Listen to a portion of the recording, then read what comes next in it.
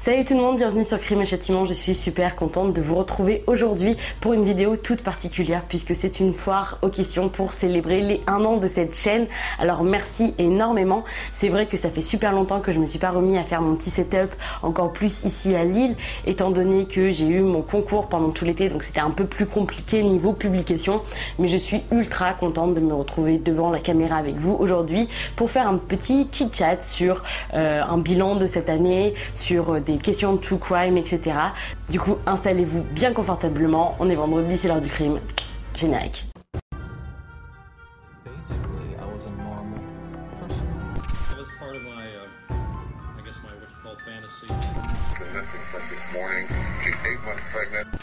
My gun was under the seat.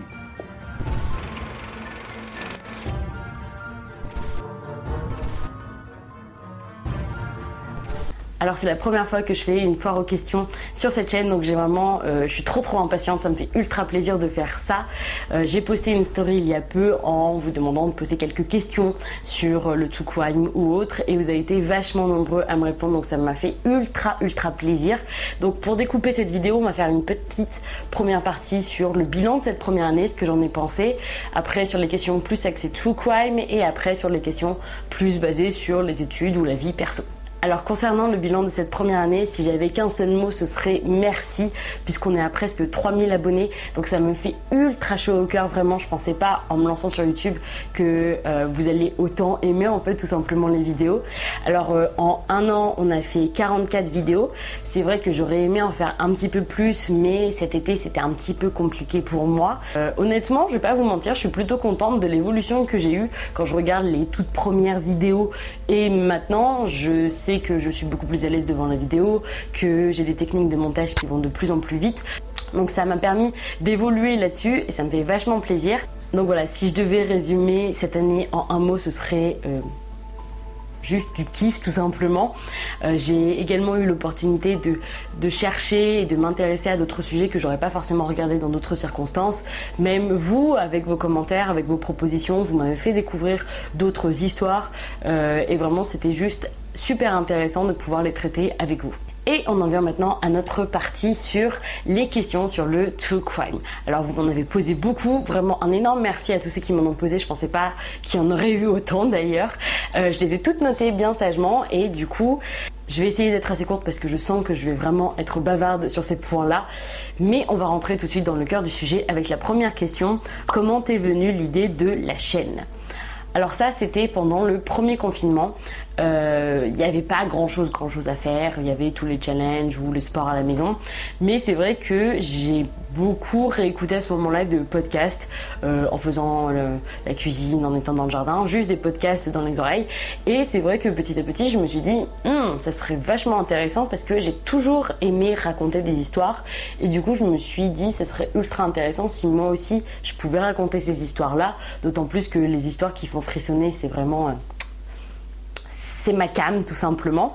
Alors au début c'est vrai que j'ai commencé sur Instagram parce que je me disais je vais peut-être un petit peu me démarquer avec des IGTV. Il y a d'ailleurs 14 sujets qui sont sur ma chaîne, sur mon compte Instagram si vous voulez aller regarder.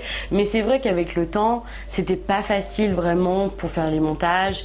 Je pouvais pas vraiment faire ce que je voulais et c'est vrai que c'était un peu contraignant parce que quand tu es sur Instagram tu es obligé de garder l'application ouverte. Si tu veux faire autre chose à côté c'est pas possible.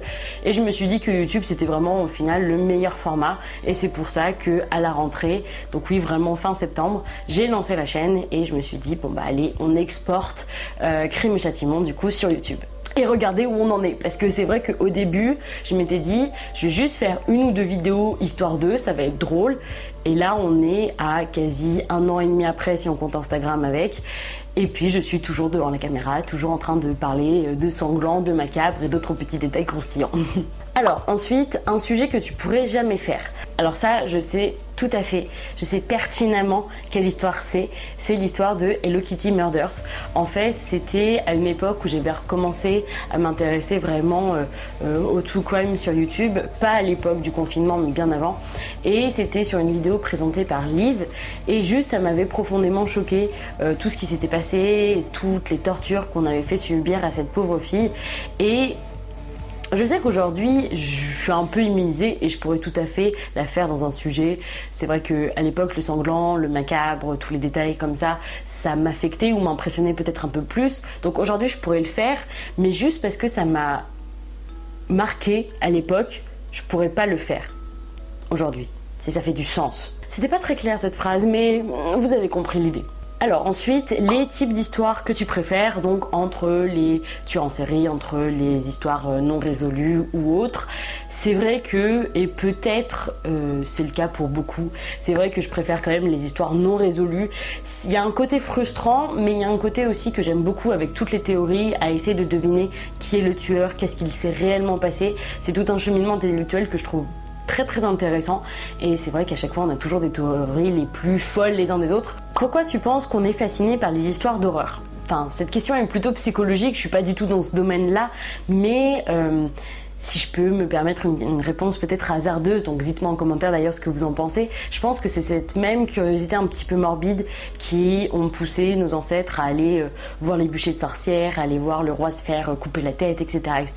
Je pense que c'est ce petit attrait, cette curiosité pour la mort qu'on a, mais qu'on laisse un petit peu de loin, c'est-à-dire qu'on s'en satisfait assez rapidement, et de toute façon la plupart des personnes ne passent pas à l'acte derrière en disant j'ai envie de recopier ce qu'il a fait, ou du moins j'espère, hein, ne faites pas ça. C'est pas bien, il y a la prison.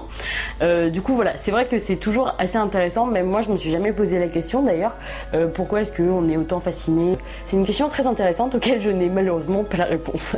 Est-ce que tu referas un marathon d'Halloween? Alors l'année dernière, un peu pour lancer la chaîne, j'avais fait pendant toute la semaine qui précédait Halloween une vidéo par jour, donc pendant 7 jours, sur les tueurs en série qui ont inspiré les films d'horreur. Et c'est vrai que malheureusement cette année, je pense pas que ce sera possible.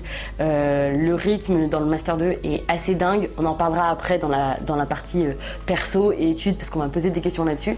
Et avec le concours, j'ai pas encore fini, donc je croise vraiment les doigts de pouvoir aller au grand oral, donc il faut encore que je révise et que je taffe et que je fasse beaucoup de choses à la fois, donc je pense pas que je vais le refaire.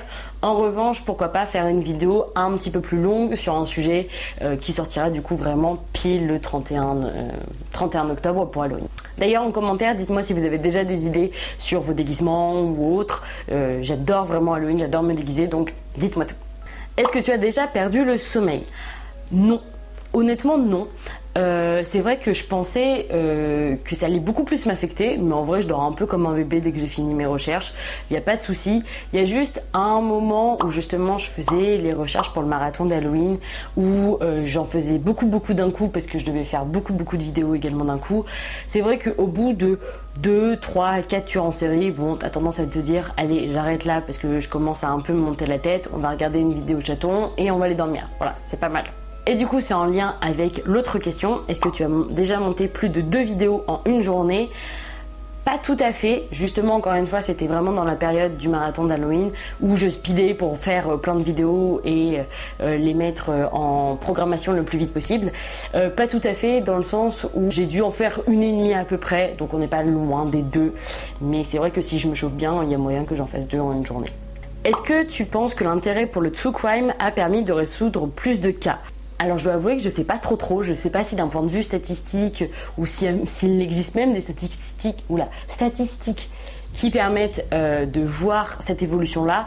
Je pense que c'est plus lié aux nouvelles techniques d'enquête, que les enquêtes sont beaucoup plus précises, qu'on a des moyens de, je sais pas, de rechercher l'ADN de façon beaucoup plus poussée, plus pointue. Peut-être il y a un effet des deux, en effet. Peut-être que ce serait plus un phénomène qui se verrait dans les pays anglo-saxons. C'est vrai que le true crime est très présent là-bas, avec toutes les affaires criminelles. Je sais pas trop. Dites-moi ce que vous en pensez, vous, à votre tour. Et du coup maintenant on va passer sur toute la partie sur la vie privée. Vous avez eu pas mal de questions sur mes études et justement sur mon parcours, il y a eu beaucoup de questions dessus. Merci beaucoup d'ailleurs pour toutes ces questions là.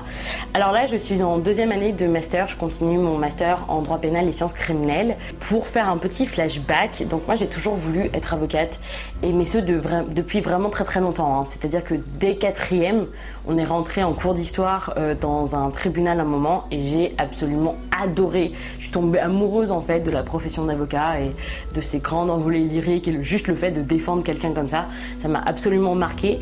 Mais dès le début, j'étais absolument pas prédisposée pour être avocate pénaliste. Je voulais plus être affaire, quelque chose comme ça, parce que je savais que pénal, j'allais être beaucoup trop sensible sur le sujet. Du coup, j'ai fait une licence de droit européen. Et première année, deuxième année, je me suis dit non, je vais pas faire pénal, je fais tout sauf pénal. Et en fait, en L2, en cours justement de droit pénal, la prof m'a absolument ravie. Je suis vraiment tombée amoureuse de la matière, ça m'a vraiment ultra plu. Et du coup, je me suis dit tout de suite, bon ok, je vais changer un petit peu, je vais mélanger pénal et affaires. Je vais faire droit pénal des affaires. Donc c'est un peu tout ce qui est corruption, blanchiment d'argent, escroquerie, abus de confiance, favoritisme et tout. Ça, c'est vraiment les petites histoires de mafia, etc. C'est ce qu'on adore, c'est pépites. Et du coup, je suis rentrée cette année en master à Lille et j'ai jamais autant adoré mes cours. C'est vraiment ultra intéressant. J'ai eu des cours de criminologie, j'ai eu des cours de droit pénal et c'est vrai que c'était assez drôle de parler de cadavres dès 9h du matin un lundi. Mais bon, c'est un autre monde et du coup, donc là je suis en Master 2, donc dernière année techniquement de fac. Et en fait, pendant les vacances, j'ai préparé mon concours pour être élève avocate. Donc en fait, c'est le concours du barreau. J'ai passé les écrits début septembre. J'attends les résultats fin octobre pour savoir si je suis prise ou non pour la prochaine étape, c'est-à-dire le grand oral. Si je réussis le grand oral, je serai officiellement élève avocate et il me restera du coup la fin de mon master et 2 ans avant de pouvoir définitivement prêter serment. Donc j'ai ultra hâte là-dessus. Est-ce que tes cours t'aident quand tu traites d'affaires? Bon, je vais pas dire j'ai fait du droit pénal, du coup je sais qui est le tueur, etc. Mais c'est vrai que c'est intéressant également d'apprécier, d'appréhender toutes les histoires sous l'angle de la répression, parce que c'est un petit peu pour ça, crime et châtiment. Donc c'est vrai que ça m'amuse un petit peu de regarder quel est le comparatif avec le droit pénal français par exemple, si ça s'était passé en France, quelle peine on pourrait appliquer, etc. Toutes les indications sur l'irresponsabilité pénale, où vous avez parfois posé pas mal de questions dessus et tout. Alors je peux pas vous montrer mon code pénal parce qu'il est en train de servir de trépied à ma caméra, mais je peux vous montrer du coup mon code de procédure pénale qui m'a aidé pendant du coup ce concours avec tous ces magnifiques post-it. Donc voilà, c'est super intéressant. Mais sinon, cette année, j'ai des cours vraiment ultra intéressants. J'ai des cours de médecine légale, j'ai des cours de psychiatrie criminelle qui vont, je pense, plus aider à appréhender du coup ces sujets-là. Je sais pas vraiment si je vais pouvoir utiliser mes connaissances vraiment dans ces affaires-là, mais en tout cas, c'est super intéressant de savoir la datation de la mort. Ah bah ça, je le sais avec YouTube. Et d'ailleurs, ça m'a fait un peu rire parce que en cours de médecine légale, le prof dès le départ a dit bon, je vous préviens, on va voir des cadavres. Voilà, on est en médecine légale, c'est fait pour ça. Honnêtement, les cadavres, ça m'a pas trop fait d'effet, ces photos-là. Peut-être parce que justement, je suis habituée avec YouTube et du coup, avec mes potes, on rigolait un petit peu là-dessus. J'avoue que par contre, les photos d'autopsie, c'est peut-être je suis peut-être un peu moins à l'aise là-dessus. La façon dont on découpe les corps, c'est peut-être un peu plus trash, voilà. Et enfin, dernière question de cette vidéo. Quelle est la dernière série que tu as regardée? Alors ça tombe bien parce que je l'ai fini il y a hier. J'ai fini hier. C'est la série Squid Game qui est sortie sur Netflix. C'est un drama coréen, peut-être que vous en avez entendu parler, mais elle est juste génialissime. En fait, c'est 456 candidats qui sont en fait des personnes qui sont ruinées, fauchées ou endettées, qui participent à une série de jeux pour pouvoir empocher plus de 45 milliards de won. Et en fait, ça va être que des jeux d'enfants, donc ça va être 1, 2, 3 soleil, ça va être tirer la corde, etc. Des jeux typiquement coréens, donc c'est ultra intéressant également de voir toute la culture que peuvent avoir différents enfants à travers le monde. Et c'est forcément très sanglant, mais il y a également un aspect psychologique qui est super intéressant. Le fait que jusqu'à où on est prêt à aller pour de l'argent. Forcément, à la fin, il n'en restera qu'un. Ça c'est Koh-Lanta, ça c'est autre chose. Mais si vous aimez Hunger Games, si vous aimez Battle Royale, si vous aimez Alice in Borderland, franchement foncez le voir. Il n'y a que 9 épisodes, donc je trouve que c'est le format parfait. Le casting est dingue. Regardez-le en VO s'il vous plaît quand même, pas en anglais, en VO. Et n'hésitez pas à me dire ce que vous en avez pensé. C'est la fin de ce Q&A, merci infiniment d'avoir suivi jusqu'ici. Concernant les publications, je pense que je vais continuer malheureusement en ce moment à faire une vidéo toutes les 2 semaines.